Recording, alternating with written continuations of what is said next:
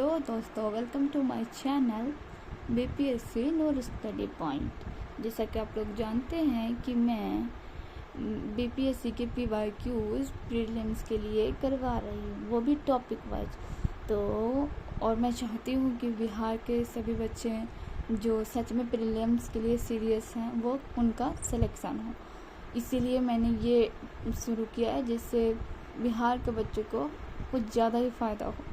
तो पहला पार्ट तो और मैं टॉपिक वाइज पढ़ाने वाली हूँ, तो पहला पार्ट मैंने पहले अपलोड कर रखा है और ये आज का दूसरा पार्ट शुरू करने जा रही हूँ, और वो भी भारतीय इतिहास का प्राचीन भारत। 1 से 10 क्वेश्चन तक करवा चुके हैं और फिर अब हम आगे का क्वेश्चन करवाने वाले हैं। तो अगर आप भी चाहते हैं कि आपका भी सिलेक्शन हो प्रीलिम्स में, उसके बाद फिर आप मेंस और उसके आगे आपके बनने कुछ, तो मेरे साथ जुड़ जाएं और मेरा इस मेहनत के लिए ज़रूर सब्सक्राइब करें और सपोर्ट करें। ठीक है, तो हम शुरू करने जा रहे हैं प्राचीन भारत का आगे का क्वेश्चन, क्योंकि 1 से लेकर 10 तक तो हो चुका है। अगर आप लोग नहीं देखे तो जाके प्लीज़ देख ले, आप लोग को बहुत फ़ायदा होने वाला है। मैंने इस बुक का सारा क्वेश्चन एक्सप्लेनेशन सब कुछ देखा है। पीटी के लिए ये परफेक्ट बुक है और इसमें सारे क्वेश्चन बिल्कुल टॉपिक वाइज हैं। यही टॉपिक जो है, जो मैंने पहले भी बता रखा है, यही टॉपिक से क्वेश्चन पूछने वाला है। तो अब शुरू करते हैं। देखिए 10 तक मैंने पहले ही करवा रखा है, बिल्कुल अंडरलाइन के साथ, सब कुछ एक्सप्लेनेशन के साथ। अब आ रहे हैं 11 क्वेश्चन की तरफ। तो 11वां क्वेश्चन क्या कह रहा है वो देखते हैं। राजा प्रवेशन के बारे में निम्नलिखित पर विचार करें। तो आप लोग देख सकते हैं कोई कुछ ABCD करके दिए हुआ है, आप लोग पढ़िए और इसमें लगाइए कि कुछ आप लोग को आ रहे हैं, वरना हम एक्सप्लेन कर देते हैं। तो क्या है, वह वाकटक वंश का वास्तविक संस्थापक था। उनका साम्राज्य उत्तर से बुंदेलखंड से लेकर दक्षिण में हैदराबाद तक। वह अपने पिता विधवा शक्ति के उत्तराधिकारी बने। उनका उल्लेख पुराणों में मिलता है। इनमें से कोई प्रश्न कौन सा उत्तर होगा, A, B, C या D? तो इसका ऑप्शन है D, उपरोक्त में से एक से अधिक। वो क्यों, इसका एक्सप्लेनेशन से हम लोग जानने की कोशिश करते हैं। एक्सप्लेनेशन आपको इतना मदद करने वाला है ना, क्योंकि बीपीएससी जो है ना, क्वेश्चन उसके एक्सप्लेनेशन से हमेशा क्वेश्चन पूछता है। तो मुझे लगता है कि आपको बहुत फ़ायदा होने वाला है। तो प्लीज़ इसको साथ दें और इस क्वेश्चन को इम्पॉर्टेंट समझ के सीरियस होकर पढ़ें। अगर आप चाहें तो इसका नोट्स भी बना सकते हैं, बहुत ही अच्छी इसमें सारे क्वेश्चन दिए हुए हैं, बहुत अच्छे हैं और आपको सच में हेल्प होगा। आप बाद में एग्जाम के बाद देखना, इसमें सच में आपको हेल्प होने वाला है। तो इसमें है, भारत के मध्य भाग और दक्षिण में इस वंश का संस्थापक विधय शक्ति था। देख रहे हैं क्या था, विधय शक्ति ही था, विधय शक्ति ही था। सॉरी, मैंने दूसरा वाला खोल रखा था, ये गलत वाला खोल लिए थे, अब ठीक होगा। विधय शक्ति ही था। उसका उत्तराधिकारी प्रवेशन प्रथम था। क्या था, प्रवेशन प्रथम था, जो वाकटक वंश का वास्तविक संस्थापक था। देखिए वाकटक वंश का वास्तविक संस्थापक था कौन था, तो प्रवेशन प्रथम, जो कि क्वेश्चन में दिया हुआ है, आप जान सकते हैं प्रवेशन। और फिर सीमाएं उत्तर से विंध्य क्षेत्र वर्तमान बुंदेलखंड क्षेत्र में शामिल से लेकर दक्षिण में दक्कन वर्तमान हैदराबाद, यानी कितना बड़ा इन लोग का साम्राज्य था, शामिल का क्षेत्र तक विस्तृत था। वाकटक नरेशों के सर्वोत्तम इसने ही सम्राट की उपाधि, मतलब वाकटक के जो नरेश थे, मतलब राजा लोग थे, उन लोग में से सबसे पहले सम्राट की जो उपाधि थी ना, वो वाकटक वंश के जो नरेश थे, क्या नाम था उनका, प्रवेशन प्रथम। उन्होंने ही यह उपाधि धारण की थी, याद रखना है, ये टॉपिक भी इम्पोर्टेंट है। तथा 4 अश्वमेध यज्ञ, क्या थे, यज्ञ, वैदिक अनुष्ठानों के सम्राट किया। पुराणों में उसे प्रवीर कहा गया है। देखो, अनुष्ठानों का संपन्न किया, पुराणों में उसे प्रवीर कहा गया है। ये बात तो ठीक है, उतना कोई खास नहीं है, यहाँ पर वाला ज़्यादा फोकस नहीं कर सकते। आगे के देखिए क्वेश्चन नंबर 12 पे आ रहे हैं। क्वेश्चन नंबर 12 कह रहा है, निम्नलिखित में किस महान शासक ने प्राचीन बिहार में हर्यक वंश की स्थापना की। हर्यक वंश इम्पोर्टेंट है, हर्यक वंश। हर्यक वंश की स्थापना की। तो कौन था इसका? बिंबिसार। कौन था? बिंबिसार। और इसका एक्सप्लेनेशन तो देखना जरूरी है भाई। तो इसका एक्सप्लेनेशन कह रहा है कि मगध साम्राज्य का उत्कर्ष ईसा पूर्व 6ठी शताब्दी, ये देखिए कब से कब है, कौन सा संस्थक था? हर्यक वंश। हर्यक वंश 544 ईसा पूर्व से लेके 413, 544 से 413 ईसा पूर्व में हुआ था। इस साम्राज्य का वास्तविक संस्थापक राजा बिंबिसार लगभग 544 से 492 ईसा पूर्व तक था। और उसके बाद कुछ और शासक हुए जिसका नाम था जैसे अजातशत्रु, उदयन, नगदशक, अंतिम शासक। अब देखिए नगदशक, अब नगदशक जो है इम्पॉर्टेंट वर्ड है क्योंकि ये अंतिम था। अधिकतर क्या होता है ना, फर्स्ट, अंतिम और जो फेमस रहता है उसके बारे में प्रश्न जरूर पूछता। तो हर्यक वंश का जो अंतिम शासक था वो क्या था, कौन था? नगदशक। ठीक है, अब हम आते हैं क्वेश्चन नंबर 12 की तरफ। 12 तो हो गया, 13 की तरफ। शिशुनाग वंश के बाद मगध यानी बिहार पर किस वंश का शासन किया? किस वंश ने शासन किया? सीधा बात है और सिंपल बात ये है कि शिशुनाग के बाद कौन सा वंश था? कौन सा वंश था? किसके बाद? शिशुनाग। तो शिशुनाग के बाद था नंद वंश। और आपको तो पता ही है नंद वंश के जो राजा था धनानंद था ना, हाँ, तो उसको हरा के मौर्य वंश का आया था।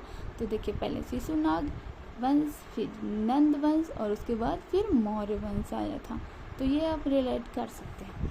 तो देखिए मगध के वंश पहले में हर्यक वंश, फिर शिशुनाग वंश, फिर मौर्य वंश, फिर शुंग वंश और कन्नम वंश। ये लाइन में पूछ लेता है, कभी कभी आगे पीछे देख के आपसे पूछ लेगा कि इसमें से वंश का आरोही क्रम में दर्शाइए, या फिर ऐसा कुछ ज़्यादा नहीं पूछता पर रेयर में पूछ सकता है, तो जान सकते हैं। और फिर कह रहे हैं नंद वंश के संस्थापक थे महापद्म नंद। कौन थे? महापद्म नंद। इन्होंने कब से कब तक राज्य किया, शासन किया? तो 344 से 321 ईसा पूर्व। अंतिम शासक धनानंद। देखिए अभी हम बोले थे ना कि मौर्य वंश का जो साम्राज्य था, चंद्रगुप्त मौर्य था जो, वो धनानंद को हरा के चाणक्य की मदद से उसने मौर्य साम्राज्य का स्थापना किया था। तो यहाँ पे आ गया ना कि कौन था शासक? धनानंद। और किसका? तो नंद वंश का अंतिम शासक कौन था? धनानंद। ट्रिक भी दिया हुआ है, हसी ना मा सुकसन, बहुत इम्पोर्टेंट है। ऐसी लाइन तो याद नहीं रहती है पर आप इसको नोट कर सकते हैं, क्योंकि देखिए हर्यक वंश, शिशुनाग वंश, नंद वंश, मौर्य वंश, शुक वंश और भी हैं आगे क्या देखिए, कन्नम वंश और शुंग वंश, कंसम वंश और भी हैं सारे, सब बहुत आसानी से तो याद हो जाएगा है ना। तो अब आप लोग समझ ले सकते हैं। अब हम लोग आते हैं क्वेश्चन नंबर 14 पर। सच बता रहे हैं, अगर आप सब ने मुझे ज्वाइन किया और इसके क्वेश्चन के साथ और टॉपिक वाइज क्लियर कर दिया तो आपको वहाँ सारा क्वेश्चन ना समझ में आने वाला है। और आप लोग मतलब इसका डिटेल भी जानते रहोगे तो उससे थोड़ा हट के या उस टॉपिक से भी क्वेश्चन वहाँ पूछा तो ईजिली है भाई, कर सकते हैं। मैंने तो सब हर टॉपिक पढ़ रखा, आप यही बोलोगे तो प्लीज़ आप भी पढ़ें और अपने जो बीपीएससी का तैयारी कर रहा हो उसको भी ज़रूर से ज़रूर बताएं कि भले ही मेरी छोटी चैनल से मैंने शुरू किया है पर मैंने बहुत सारे लोगों से पूछ के, बहुत सारे चैनल्स पे वीडियो देख के और उस चीज़ को समझ के कि वो लोग कितना क्वेश्चन पढ़ाते हैं, कितना एक्सप्लेनेशन देते हैं। हाँ, उन लोग बहुत अच्छा पढ़ाते हैं, लेकिन मेरी भले ही डायरेक्ट वीडियो है, मैंने डायरेक्ट बुक ही लेकर आया क्योंकि मैंने सोचा कि आप लोगों को बुक से ही ज़्यादा फ़ायदा होने वाला है। तो आगे बढ़ते हैं क्वेश्चन नंबर 14 की तरफ। आजीविका संप्रदाय के बारे में निम्नलिखित पर विचार करें। विचार करने के लिए कहा जा रहा है तो करते हैं। मखाली गौशाला इसके सबसे महत्वपूर्ण नेता थे, पता नहीं, अभी आगे देखते हैं। दर्शन का केंद्रीय विचार नियति था जो कि भाग्य है। जाति और वर्ग के आधार पर भेदभाव किया जाता था। आजीवकों की बैठकों के लिए नियमित सभाएं होती थी। अब आप लोग डिसाइड करें, आप लोगों को अगर पता है तो टिक लगाएं, वरना मैं बताती हूँ। इसका होगा ऑप्शन नंबर बी, यानी ए बी डी सही है। क्या उत्तर? A B D, option number B. इसका उत्तर क्या हो जाएगा? Option number B. अब देखिए, आजीवक संप्रदाय प्राचीन नास्तिक दर्शन था। नास्तिक तो आप जानते ही हैं, जो भगवान को नहीं मानता है उसे हम नास्तिक कहते हैं। बौद्ध धर्म और जैन धर्म के समकालीन था। अब इससे तो आप पता लगा सकते हैं, समकालीन का मतलब होता है कि जिस टाइम बौद्ध धर्म और जैन धर्म का फैलाव हो रहा था उसी टाइम आजीवक संप्रदाय का भी फैला हुआ है। स्थापना कब हुई थी? तो मक्खली गोसाल यानी मक्खाली गोसाल द्वारा स्थापित किया संप्रदाय मुख्य रूप से नियतिवाद यानी नियति प्रधान के दर्शन के लिए प्रसिद्ध था। नियति प्रधान के दर्शन के लिए प्रसिद्ध है। ईश्वर में विश्वास नहीं करता था।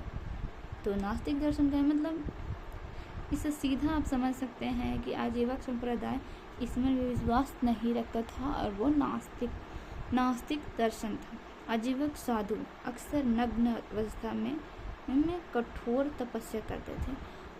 इनका दूसरा टॉपिक और दूसरा इम्पोर्टेंट बात आप ये याद रख सकते हैं कि जो आजीवक साधु रहते, मतलब आजीवक संप्रदाय के जो साधु होते थे वो अक्सर नग्न अवस्था में, यानी दिगंबर, जान सकते हैं दिगंबर किसको कहते थे?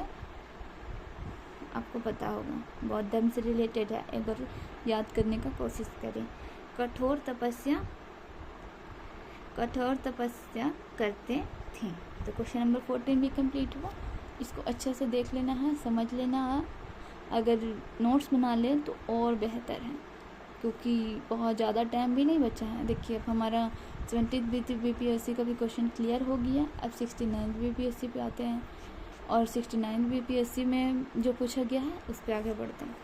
तो क्वेश्चन नंबर 15 कह रहा है, प्रशासन मंत्री परिषद थी, क्या था? इसके बारे में, वो क्या था? तो वो था मराठा प्रशासन। क्या था? मराठा प्रशासन। क्या था? मराठा प्रशासन। मराठा प्रशासन के बारे में भी हम थोड़ा देख लेते हैं, एक्सप्लेनेशन क्या कह रहा है। तो वो कह रहा है कि मराठा प्रशासन के तहत अष्टप्रधान के संकल्प मंत्री परिषद के रूप में की गई थी। इसके तहत 8 प्रमुख अधिकारियों को अष्टप्रधान के रूप में जाना जाता था। मतलब उसमें ऐसी एक परिषद बनाया गया था कि जिसमें 8 प्रमुख अधिकारी होते थे, जिसमें मतलब वहाँ पे उनके शासनकाल में काम करने के लिए कुछ इम्पोर्टेंट पर्सन्स होते थे जो इस सारे हेल्प करते थे, जिसको हम कहते थे, क्या कहते थे? अष्टप्रधान। परिषद का गठन 1674 में छत्रपति शिवाजी द्वारा किया गया था। आपको इतना ज़्यादा नहीं याद रखना है। पहली बात रखना, प्रशासन का मतलब क्या था? मराठा प्रशासन में, और इसमें पहली बात अष्ट अधिकारियों का मतलब 8 अधिकारी होते थे। और दूसरी बात, इसका जो गठन हुआ था 1674 में, किसके द्वारा? तो छत्रपति शिवाजी के द्वारा। ठीक है, अब देखिए आगे हम देखते हैं अष्टप्रधान के प्रमुख लोग को क्या कहते थे। मतलब अभी तो प्राइम मिनिस्टर है, मतलब प्रधानमंत्री है, और भी राष्ट्रपति हैं, ये सब हैं। पहले लोग दूसरा तरीका से, मतलब इन लोग का था नाम देने का। तो पेशवा प्रधानमंत्री कहा जाता था। इससे भी क्वेश्चन पूछ लेता है। मैंने पीछे जो मैंने देखा बीपीएससी के PYQs में, तो पेशवा या फिर इसमें से रिलेटेड कुछ भी, कि पहले लोग के इसके नाम से कौन से नाम को जानते थे, इस तरीके से क्वेश्चन पूछता है। तो एक बार देख लेते हैं बस ऊपरी नज़र से। तो पेशवा का मतलब प्रधानमंत्री, अमात्य का मतलब अमात्य या मजूमदार का मतलब वित्त मंत्री, अभी का फाइनेंस मिनिस्टर। पंडित राव, उसमें पुजारी, धार्मिक मामलों में प्रबंधक, अब तो जानते होंगे इसके बारे में। सुमंत या दबीर किसे? विदेश मंत्री, उस समय भी विदेश मंत्री होया करता था, सुमंत कहा जाता था। ये तो इम्पोर्टेंट लग रहा है। और वकिया नवीस, गृह मंत्री भी होता था। कौन? वकिया या फिर नवीस कहा जाता था। सचिव, शाही आदेशों को तैयार करना। सचिव किसको कहते थे? जो शाही आदेशों को तैयार करना।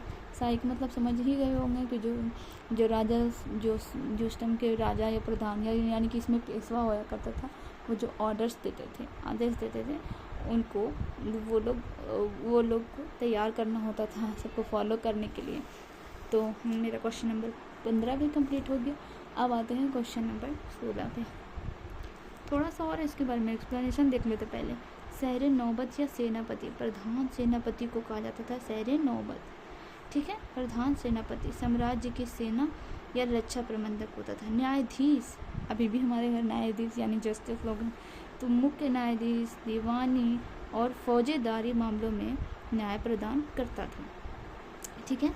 अब आते हैं क्वेश्चन नंबर 16 पर। किस क्वेश्चन नंबर 16 पे तो कह रहा है बौद्धिस्ट पद्मिनी की पेंटिंग कला स्थित है। देखिए आप समझ सकते हैं ना कि बौद्ध धर्म के टॉपिक से क्वेश्चन पूछ रहा है, बौद्ध धर्म से ज़्यादा पूछ रहा है, और यहाँ पे वंश वाला जो क्वेश्चन है, तो ये टॉपिक आपको क्लियर करना इम्पोर्टेंट हो गया। तो 2 टॉपिक तो पहले ही निकल गया कि जो प्राचीन भारत है उसमें हमें प्राचीन इतिहास है जो, उसमें से हम लोग 2 टॉपिक को अच्छे से पढ़ना है। तो 16 नंबर का कह रहा है कि बौद्धिस्त पद्मिनी की पेंटिंग कला स्थित है, कहाँ है?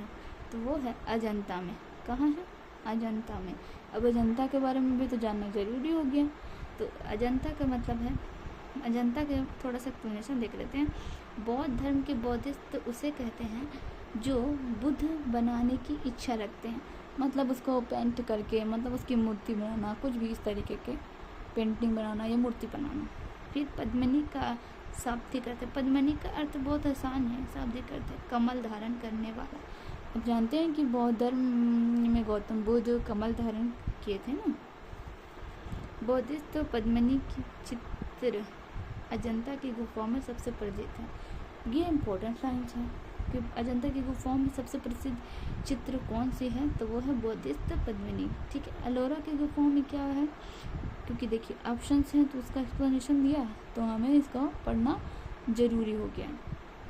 एलोरा की गुफा में, एलोरा विश्व की सबसे बड़ी रॉक कट हिंदू मंदिर गुफा परिसरों में से एक है, जिसे 600 से 1000 ईस्वी के अवधि में कलाकृति की गई। उस टाइम भी आकृति लोग बनाते थे, जिसे हम आज जान सकते हैं कि कब बनाया गया और उस टाइम भी किस चीज़ को फेमस था, किस चीज़ फेमस था, क्या क्या फेमस था और किस चीज़ को लोग मानते थे।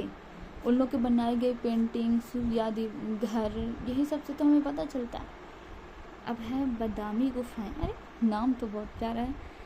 कर्नाटक के उत्तरी भाग में बादामी, कर्नाटक में है बादाम, याद रखना। कर्नाटक के उत्तरी गुफा में है बादामी। क्या है?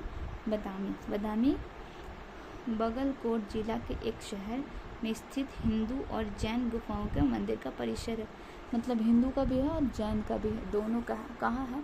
तो कर्नाटक के बादामी, कर्नाटक के उत्तरी भाग में बादामी शहर में, ठीक है। अब आते हैं 17 नंबर क्वेश्चन में। मैं ज़्यादा वीडियो को लेंदी नहीं बनाना चाहती, क्योंकि अभी तैयारी के वक्त में ज़्यादा लंबे क्वेश्चन जो होते हैं तो हमें बहुत सारे और भी टॉपिक्स पढ़ने होते हैं, तो इतना काफ़ी है। और मैं सारे टॉपिक को क्लियर करने की पूरी कोशिश करूँगी 26 जुलाई से पहले, ताकि आपका एग्ज़ाम में एक भी क्वेश्चन ऐसा ना हो जिसके बारे में आप कुछ ना जानते हो, ठीक है। तो आते हैं क्वेश्चन नंबर 17 पे।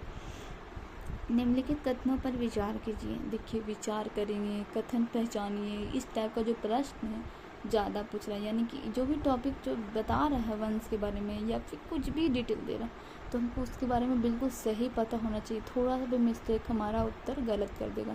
और आपको तो पता ही है, एक उत्तर गलत का मतलब आप नेगेटिव मार्किंग के लिए भी तैयार हो जाइए, ठीक है। तो है फाहियान एक चीनी तीर्थ यात्रा था जो हर्ष के शासनकाल में आया था, शासनकाल में दौरान भारत आया था। अरे आपको तो देखने में बिल्कुल सही लग रहा होगा, पर ये गलत है। ये हर्ष के शासनकाल में नहीं आया था फाहियान, होनसंग आया था। हो गया ना मिस्टेक। और नहीं पता रहेगा तो लोग सही समझेंगे, बिल्कुल लग रहा है देखने में सही। होनसंग एक चीनी फाहियान था, और होनसंग भी एक चीनी बौद्ध भिक्षु था, ठीक है। क्या वो चंद्रगुप्त द्वितीय के शासनकाल के दौरान दौरा किया था? है थोड़ा सा मिस्टेक है, बस थोड़ा सा, ठीक है। तो हम कहते हैं कि इसका उत्तर दोनों में से कोई सही नहीं है, इसका वाला इसमें दे दिया है, इसका वाला इसमें दे दिया। तो इसका उत्तर क्या होगा कि फाहियान जो है ना वो गुप्त शासन चंद्रगुप्त, देखिए फाहियान ना चंद्रगुप्त के द्वितीय के शासन काल में भारत का 5वीं सदी में प्रारंभ में आया था। उसके फू की रचना जिसमें गुप्त काल में भारत सामाजिक आर्थिक और धार्मिक स्थिति पर प्रकाश डाला है।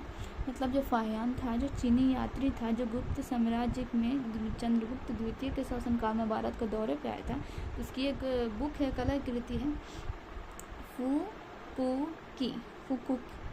तो उसमें उसने भारत के सामाजिक आर्थिक और धार्मिक स्थिति पर प्रकाश डाला है। यही लोग थे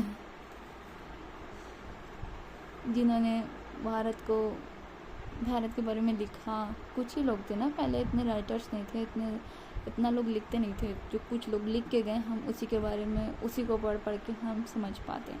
पर पहले भी लोग बुक्स ज़्यादा पढ़ा करते थे आज के मुकाबले। अब हॉन्सेंग क्या था? तो 629 ईस्वी में यह हर्षवर्धन के समय भारत आया था। देखिए हर्ष काल में हॉन्सेंग आया था, जो कि फाहियान लिखा था। बस अपोजिट कर दिया, बस थोड़ा सा गौर करना था। और इसकी की रचना उसका था, कौन सा था? फूकुकी। और इसका रचना था की।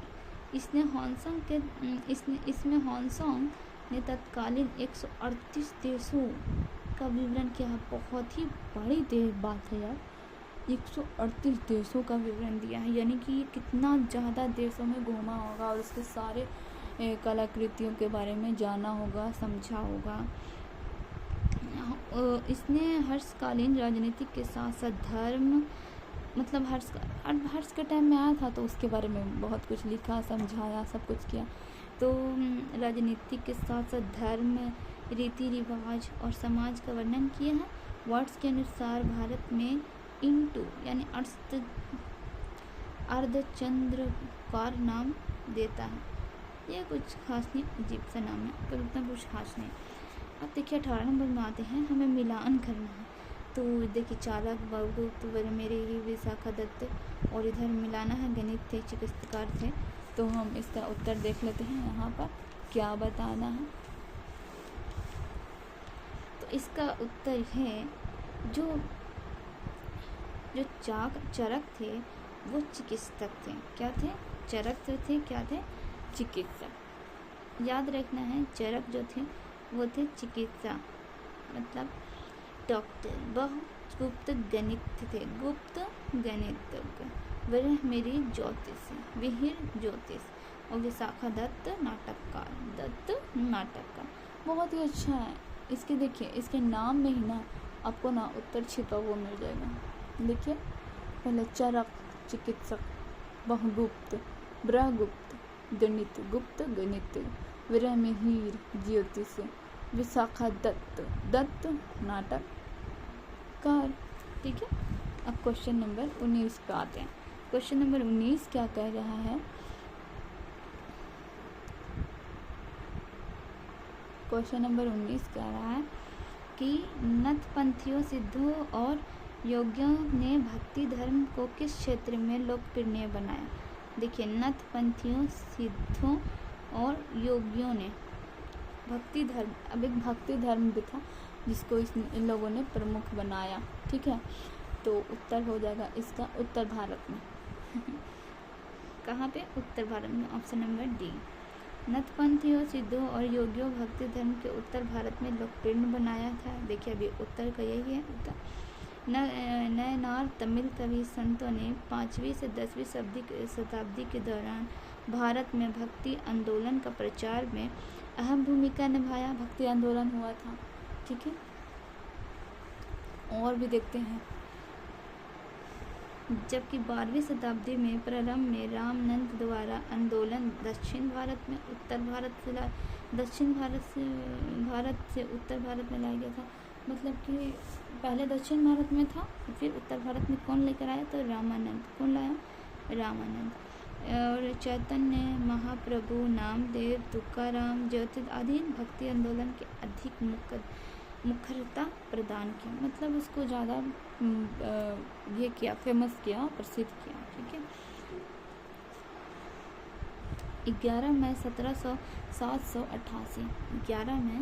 788 ईस्वी को आदि शंकराचार्य का जन्म कोच्चि केरल के पास कलाडी नामक स्थान में हुआ था। उन्होंने अद्वैतवाद के सिद्धांत प्रतिपादित किया और संस्कृत में वैदिक सिद्धांतों पर अनेक टिप्पणियाँ लिखी। इनके द्वारा सनातन धर्म के प्रचार के लिए श्रृंगेरी, पुरी, द्वारका और बद्रीनाथ, देखिए बद्रीनाथ भारत के चारों कोनों में 4 मठों की स्थापना की गई। अब देख सकते हैं कि ये कितना इम्पोर्टेंट टॉपिक है। ये इम्पोर्टेंट टॉपिक है किसके द्वारा करा गया था सनातन धर्म के प्रचार के लिए। तो श्रृंगेरी, पुरी, द्वारका और बद्रीनाथ भारत के चारों कोनों पर इन्होंने मठ की स्थापना की, जिससे सनातन धर्म प्रसिद्ध हो। अब क्वेश्चन नंबर 20 पे आते हैं। प्रारंभिक वैदिक काल के दौरान कौन सा शहर प्राचीन मगध साम्राज्य की राजधानी के रूप में कार्य करता था? सिंपल, राजगिरी, अपना राजगिरी।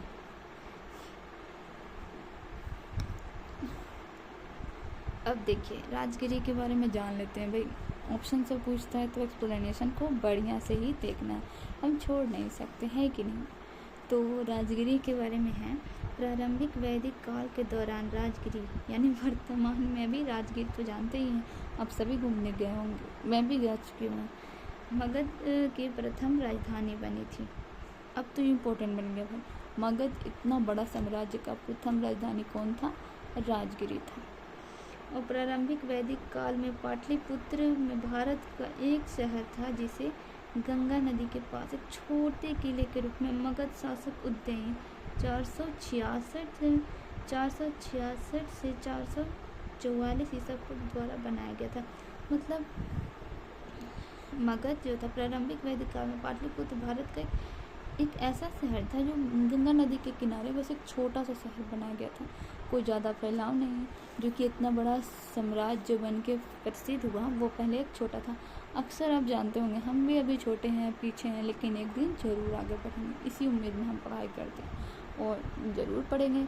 जब हम इतने सारे एग्ज़ाम्स 10, 12, ग्रेजुएशन पास कर सकते हैं तो प्रीलिम्स क्या चीज़ है, हम सब कर सकते हैं। तो बस हमें अपने हौसले जोश को कम नहीं करना। और देखिए 20 क्वेश्चन हो चुके हैं, तो मैं सोच रही हूँ कम से कम 5 क्वेश्चन और बढ़ाऊँ, जिससे टाइम तो कम है तो हम ज़्यादा जल्दी कंप्लीट कर सकें। ठीक है, तो आते हैं क्वेश्चन नंबर 21 में। कहाँ? 21 में, क्वेश्चन नंबर 21। राजनीति की प्रारंभिक पुस्तक नीति सार किसके द्वारा लिखी गई थी? ठीक है, नीति सार किसके द्वारा लिखी गई थी? तो इसका अंदर है कामंडक।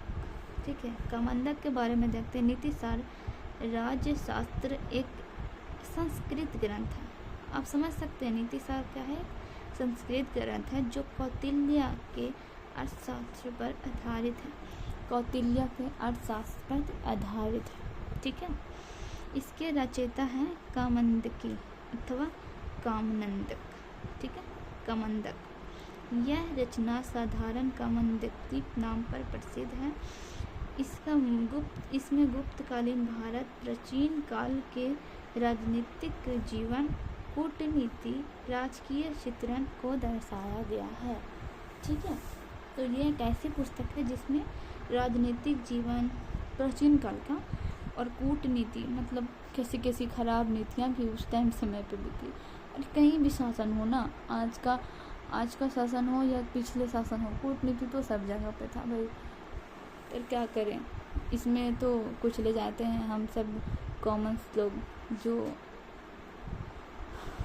ठीक है कोई बात नहीं। देखिए अब कुछ रचना है और उसके रचनाकार है तो इम्पोर्टेंट होता है, ये हमेशा पूछते हैं, तो इसको एकदम ध्यान से हमें देख लेना। अर्थशास्त्र कौटिल्य, राजतरंगिणी कल्हन, पृथ्वीराज रासो, चंद्रबाई, हर्षचरित्र, बाणभट्ट, मुद्राक्षरक्ष, विशाखा दत्त, अभिज्ञान शकुंतलम, कालिदास और है स्वप्रवसवद्धता। हिंदी थोड़ा कठिन होता है पढ़ना। हिंदी कठिन है, मुझे तो लगता था पहले, लेकिन अभी तो कुछ अच्छा पढ़ने लगी। पहले मतलब जो उतना अच्छे से वर्ड्स मुझे समझ नहीं आते थे, लेकिन जब से मैंने इस पर फोकस किया हिंदी अच्छे से आने लगी पढ़ना 10th के टाइम से। तो अब आते हैं चीनी स्रोत के अनुसार श्रीलंका के शासन मेघवर्मन ने गया में बौद्ध मंदिर बनाने की अनुमति के लिए निम्नलिखित में से किस गुप्त राजा के पास मिशनरी भेजा था। अब देख सकते हैं चीनी स्रोत के अनुसार श्रीलंका के शासक मेघवर्मन गुप्त राजा के पास मिशनरी भेजा था, तो वो था समुद्रगुप्त। Option number B. जो गया में हमारे गया में जो गया जी में है ना बौद्ध मंदिर, उसको बनवाने के लिए मिशनरी भेजा गया था। ये चीनी स्रोत के अनुसार है, मतलब चाइनीज लोग कहते हैं। तो इसका एक्सप्लेनेशन भी देख लेते हैं कि समुद्रगुप्त कैसे क्या किया था। समुद्रगुप्त और वो क्या था भाई समुद्रगुप्त। तो गुप्त सम्राट समुद्रगुप्त ने श्रीलंका यानी सिरेना बौद्ध राजा मेघवर्मन को बोध गया में एक मठ बनाने की अनुमति दी। इस कार्य के लिए समुद्रगुप्त के अनुकंपन करुण से भर कहा गया। समुद्रगुप्त गुप्त साम्राज्य के प्रसिद्ध शासक थे, ठीक है, जो गुप्त वंश के चौथे राजा और चंद्रगुप्त प्रथम के उत्तराधिकारी थे। अब देख सकते हैं गुप्त वंश के चौथे नंबर के राजा थे। कितने नंबर के? चौथे नंबर के, 4th नंबर। और 4th नंबर के राजा होने के बाद चंद्रगुप्त प्रथम के वो उत्तराधिकारी भी रह चुके हैं, ठीक है। उसके बाद समुद्रगुप्त से संबंधित इलाहाबाद स्तंभ शिलालेख उनके दरबारी कवि हरि सेन द्वारा रचित प्रसिद्ध लेख जिसमें समुद्रगुप्त ने सैन्य विजयों का वर्णन किया है। मतलब सैनिक से जो विजय किया था उसका वर्णन किया हुआ। कुछ टाइम बनता था, स्तंभ बनाया करता। क्वेश्चन नंबर 23 कह रहा है भारतीय कला में स्तूप, चैत्य और विहार का वर्णन निम्नलिखित में से किससे संबंधित है। तो इसका उत्तर है बौद्ध धर्म से। किससे है? बौद्ध धर्म से। तो इसका एक्सप्लेनेशन भी देखना जरूरी है। इसका एक्सप्लेनेशन है क्वेश्चन नंबर 24।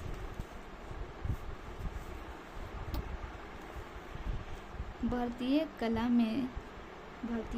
में स्तूप, चैत्य और विहारों को बौद्ध कला वास्तुकला के रूप में देखा जा सकता है। चैत्य बौद्ध धर्म में पूजा स्थल के लिए चैत्यों का निर्माण किया गया था। अब याद रखना है कि बौद्ध धर्म में पूजा के इस्तेमाल के लिए चैत्यों का निर्माण किया गया था। विहारों का निर्माण बौद्ध भिक्षुओं को रहने के उद्देश्य के लिए किया गया था। वे भिक्षुओं के निवास स्थान थे। भिक्षु तो जान सकते हैं आप, जो बौद्ध धर्म को अपना करके और वही उसी को आगे बढ़ाने का प्रयास करते हैं, लोगों को समझाते हैं, वो भिक्षु कहलाते हैं। बौद्ध धर्म को अपना लेना, सीधी बात, बौद्ध धर्म को अपना लेना। तो वो उनके रहने की जगह को क्या कहा जाता था? विहार। क्या कहा जाता है? विहार। और स्तूप बौद्ध धर्म संतों की उपासना के लिए प्रयोग किए जाने वाले एक अनुष्ठित स्थानीय स्थल के रूप में होता था, जो एक कब्र के समान दिखता था, ठीक है। कब्र के मतलब जहाँ पर कब्र मतलब तो समझते हैं ना, कब्र के जैसा दिखता था। आगे बढ़ते हैं क्वेश्चन नंबर 24 के तरफ। तो क्वेश्चन नंबर 24 कह रहा है निम्नलिखित में से कौन सा जानवर सिंधु घाटी सभ्यता के लोगों को नहीं पता था। ये तो इम्पोर्टेंट बात है ना। आ गए हम लोग सिंधु घाटी सभ्यता। ये टॉपिक तो इम्पोर्टेंट है, ये टॉपिक को भी याद करना। पहला टॉपिक क्या बताए थे? मौर्य वंश। दूसरा टॉपिक भी था क्या? वंश से रिलेटेड ही था कोई टॉपिक, बौद्ध धर्म। हाँ, वंश, बौद्ध धर्म। और पहला हमारा तीसरा टॉपिक सिंधु घाटी सभ्यता। ये भी इम्पोर्टेंट है, इसको भी आप लोगों को बढ़िया से पढ़ लेना है, ठीक है। तो इसका कौन सा घोड़ा के बारे में नहीं पता था, जो आजकल इतना फेमस है। तो सुरकोटडा गुजरात में कच्छ जिले में स्थित सिंधु घाटी सभ्यता से संबंधित पुरातात्विक स्थल है। यहाँ घोड़े की हड्डियाँ के अवशेष और कुछ संबंधित कलाकृतियाँ मिली है। हालांकि सिंधु घाटी सभ्यता के लोगों को घोड़े के संबंध में पूर्णतः ज्ञान नहीं था। A.K. शर्मा, ठीक है, और J.P. जोशी ने 2100 से 1700 ईसा पूर्व के दौरान घोड़े की हड्डियों के निष्कर्षों की सिंधु घाटी सभ्यता की मौजूदगी सूचना दी है। ठीक है, सिंधु घाटी सभ्यता जो था, अब इसके बारे में देख लेते हैं। और भी इस सभ्यता के लोगों कई जानवरों को पालतू बनाए थे। ठीक है, इसका प्रमाण यहाँ से प्राप्त हो मोहरों और दफनाने की विधियाँ, यानी कि उस टाइम लोग दफनाया करते थे। ठीक है, दफनाया करते थे। इन पालतू जानवरों को कुबड़ और सींग वाले मवेशी, कुत्ते, बिल्ली आदि शामिल थे। मतलब उस टाइम उन लोग जो पालतू जानवर करते थे, कुबड़ और सींग वाले मवेशी, कुत्ते और बिल्ली आदि थे। इस हाथी भी पालतू थे। इसके हाथी दांत का स्वतंत्र रूप में उपयोग किया जाता था। इसका मतलब हाथी के दांत का उपयोग किया जाता था। आजकल तो कानून बन चुका है ये सब करना, क्योंकि हाथी बचा ही नहीं तो ये सब कितना करोगे। पहले लोग इतना नहीं ना करते थे। क्वेश्चन नंबर 25 पे आते हैं। ये आज का आखिरी क्वेश्चन है। उसके बाद पार्ट नंबर 2 तो आज कंप्लीट हो जाएगा, तो फिर कल हम फिर से पार्ट नंबर 3 डालेंगे। तो क्वेश्चन नंबर 25 पे आते हैं। प्राचीन काल में गंगा दक्षिण क्षेत्र को क्या कहा जाता था? प्राचीन काल में गंगा के दक्षिण क्षेत्र को क्या कहा जाता था? बहुत ही अच्छा क्वेश्चन। तो कहा क्या जाता था? कुछ भी नहीं है, क्योंकि प्राचीन काल में गंगा के दक्षिण क्षेत्र को मगध के नाम से जाना जाता था। देखिए, गंगा के दक्षिण क्षेत्र को मगध के नाम से जाना जाता है। महाभारत में वर्णित, ये याद रखना है, महाभारत में वर्णित प्राचीन भारत वैदिककालीन साम्राज्य को अनर्त कहा गया। क्या कहा गया? अनर्त कहा गया। तक्षशिला सिंधु और झेलम नदी के बीच पश्चिम सीमा पर स्थित है। देखिए, तक्षशिला, ये पूछ सकता है कि तक्षशिला कहाँ स्थित है, तो झेलम नदी और उत्तर पश्चिम की सीमा पर स्थित है। चोल साम्राज्य को गोदावरी नदी दक्षिण भाग में स्थित है।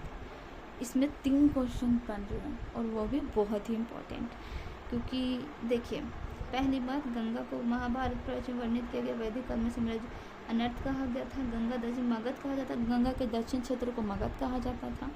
और तक्षशिला सिंधु और झेलम नदी के उत्तर पश्चिम स्थान पर सीमा पर स्थित है।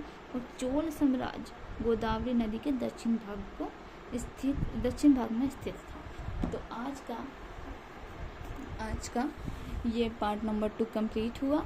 और मुझे लगता है कि मैंने अच्छे से, अगर आप लोगों को लगता है कि मैंने अच्छे से एक्सप्लेन किया है, सब कुछ समझाने की कोशिश की, तो प्लीज़ मेरे चैनल को सपोर्ट करें।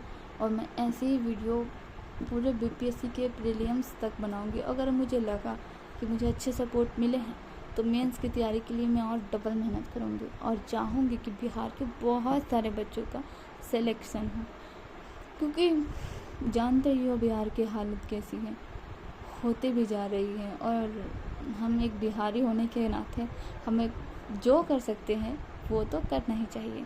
अगर आप पढ़ सकते हैं तो सब्सक्राइब भी कर सकते हैं, तो प्लीज़ अपने फ़ोन में एक मेरे लिए भी सब्सक्रिप्शन लगा लें, क्योंकि इससे आपको कुछ नहीं जाता, पर मुझे एक सपोर्ट मिलेगा। लाइक तो ज़रूर करें अगर आपको सच में पसंद आया मेरा मेहनत और मेरे एक्सप्लेन करने की तरीके को आपको पसंद अगर आया तो ज़रूर से।